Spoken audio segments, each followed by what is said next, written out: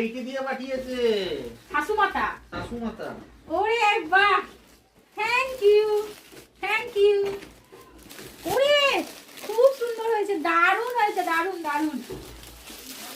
তোমার জন্য ঠাম্মি এইটা দিয়ে পাঠিয়েছে। ওরে বাহ, এটা হাতে বানানো। হ্যাঁ, হাতে বানানো সোয়েটার পরিয়ে দেখাও তো। আর এটা দেখো সাথে, এটা গোপালের জন্য। গোপালের? হ্যাঁ। ওরে ও গোপালের জামা দেখাও দেখাও দেখাও। এটা গপু, গপু সোনা, গপু সোনার। ওটা কেচে পড়াবে। হ্যাঁ, গপু সোনা তোমার জন্য এটা দিয়ে পরাবো। থাক এখানে। লঙ্কার আচার। এটা কিন্তু নিরামিষ, আজও খাবো। নিরামিষ। এটা শোনো না, হ্যাঁ? এটা কি পরে কি আরাম লাগবে দেখি, এটা আমার প্রিয়। দেখ পরে দেখ। দারুণ ফিটিংস হয়েছে তো। একটু দাঁড়াও, ওখানে ছবি তুলি, ওইখানে পিছনে দাঁড়া।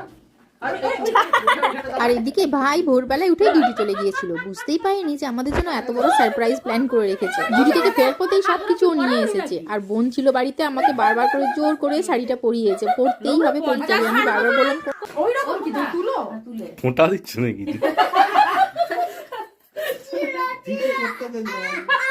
যাই হোক, এই সব কিছুর মধ্যে দিয়ে ভীষণ আনন্দের সাথে সারাটা দিন আমরা কাটালাম একসাথে। ছেলে হচ্ছে কাউকে কেক কাটতে দেবে না, কেক কাটা মানেই হচ্ছে ওর জন্মদিন ও একা কাটবে। যাই হোক, আমাকে হাতটাও ধরতে দিচ্ছিল না এবারে। সত্যি ভীষণ ভীষণ রকম আমরা লাকি, আমাদেরকে এতটা সবাই ভালোবাসে বলে। সবাইকে অনেক অনেক ধন্যবাদ, অনেক অনেক ভালোবাসা। আর আমার ফেসবুক বন্ধুদেরকেও অনেক অনেক ধন্যবাদ এত সুন্দর সুন্দর উইশ করার জন্য। দিনটা সত্যি খুব ভালোভাবে কেটেছে, খুব ভালোভাবে আমরা সেলিব্রেট করেছি শুধু তোদের জন্য। Thank you so much. একটা ফটো তুলে দে। ধন্যবাদ। এইটা একটা বড়